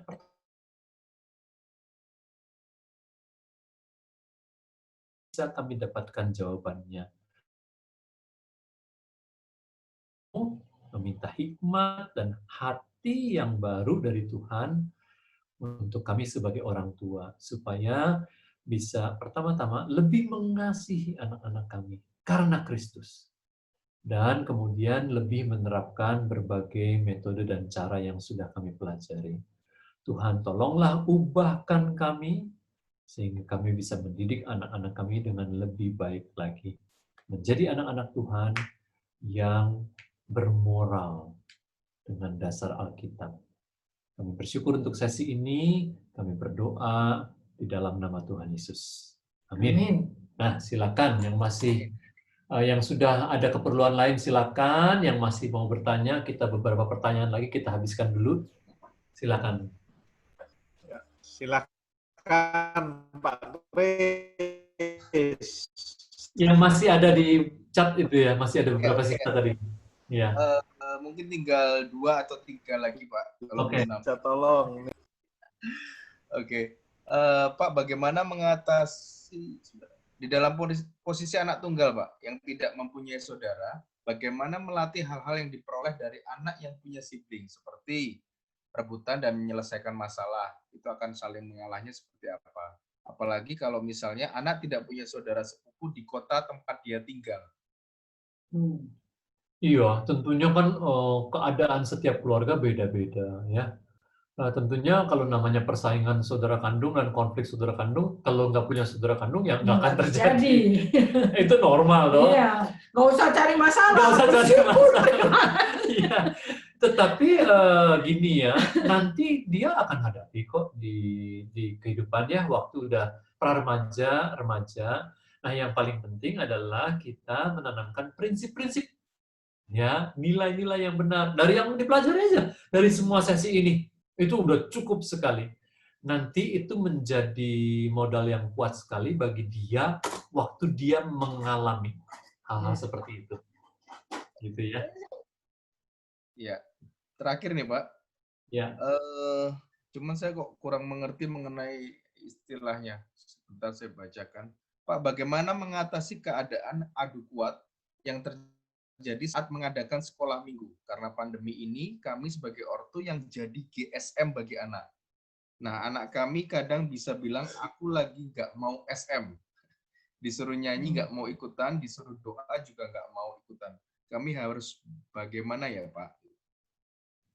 Cuman GSM. Umur berapa nih guru sekolah minggu dan sekolah minggu? Oke, ya. Ini dari Pak Lukas. Ya, umur berapa anaknya? Ikutin Pak Lukas. Mungkin Pak Lukas masih ada di room. Silakan kalau mau di unmute. Sebentar. Ya, masih ada Pak Lukas.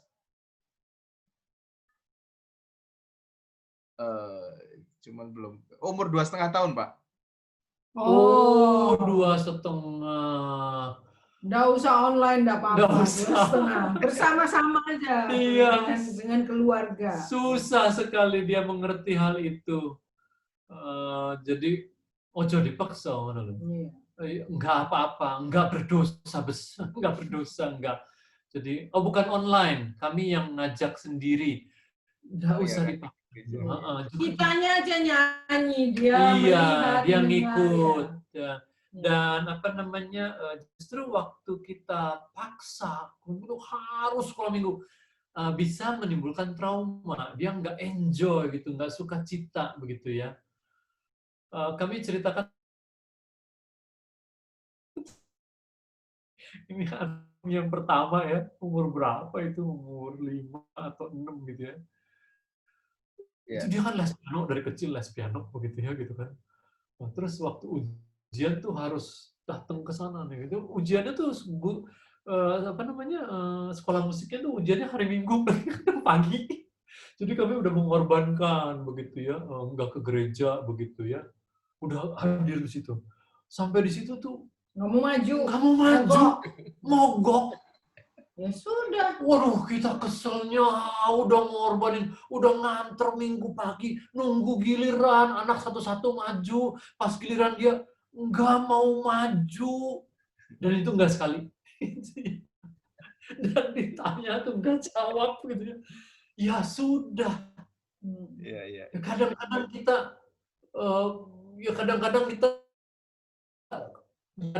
kita korban. Bukan gitu ya. Ya wes. Ya segini sampai ini gitu ya. Ya udah, itu adalah dinamika, itu adalah suka dukanya. Enggak selalu kita bisa punya jalan keluar. Enggak bisa semua. Ya udah ngalamin gitu. Kata orang, ya udah deh. Kesel, marah gitu. Tapi enggak ada jalan keluarnya. Karena kalau buat anak-anak suasana asing bersama dengan murid-murid dari cabang lain, yang kita nggak tahu lah anak umur segitu ya, yang dia rasa nggak nyaman untuk maju. Tapi dengan pertumbuhan anak-anak umur 2,5, dia nggak kenal tuh yang di layar siapa, guru sekolah minggu nggak mau, atau di rumah kita nyanyi-nyanyi, kita lakukan aja, nanti dia akan katut. Ya, seperti waktu anak-anak masih kecil nggak bisa ngomong kan, dia diajak ngomong nggak mau ikut, ya kan kita nggak berhenti ngomong, kita ngomong aja terus, satu saat dia ngomong banyak. Jadi kita lakukan banyak-banyak, nanti dia akan ngikut. Dan dengan pertumbuhannya, dia akan senang main dengan teman. Dia lihat di situ ada ini. Demikian juga dengan anak kami. Waktu terus kemudian memilih sekolah musiknya yang di bawah gereja kami, ada banyak teman-temannya yang di gereja juga di situ. Ya, jadi waktu konser hari Minggu, banyak teman-temannya mau maju karena dia merasa lingkungannya nyaman. Aman. Sementara di tempat yang pertama Itu dari banyak cabang, orangnya lebih heterogen, yang dia nggak kenal, yang dia nggak mau gitu. Jadi kadang Jadi- kita nggak tahu apa yang ada di dalam diri anak kita. Dan dia juga nggak bisa menerangkan, nggak bisa menjelaskan di umur 5, apalagi di umur 2,5. Ya sudah, begitu. Kita menerima saja keadaan yang nggak ideal itu, gitu. Ya, Mengerti, gitu ya. Memilih untuk tetap mengasihi, gitu ya. Itu berat memang. Ya, Habis? sudah habis Pak untuk Terima pertanyaan. kasih. sampai ketemu minggu depan. Sesi 16 ya. Wah, Oke. senang sekali. Mungkin Terima Pak Adi kasih semuanya.